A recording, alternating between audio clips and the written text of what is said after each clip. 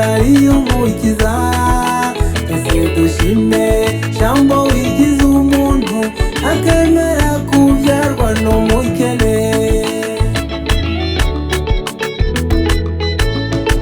Twese dushime ubuntu bwiza bw'Imana kuko umukiza wacu yatuvugiye. Twese dushime ubuntu bwinshi bw'Imana kuko yatwoherereje umucunguzi. Muri bisi n'ijuru yavutse gakiza k'abana i Betelehemu.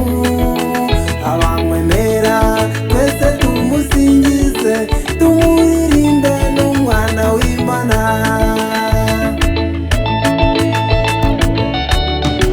Twese dushime ubuntu bwiza bw'Imana kuko umukiza wacu yatuvugiye. Kuko dushime ubuntu bwinshi bw'Imana kuko yatwoherereje umucunguzi. Twese dushime ubuntu bwiza bw'Imana kuko umukiza wacu yatuvugiye. Kuko dushime ubuntu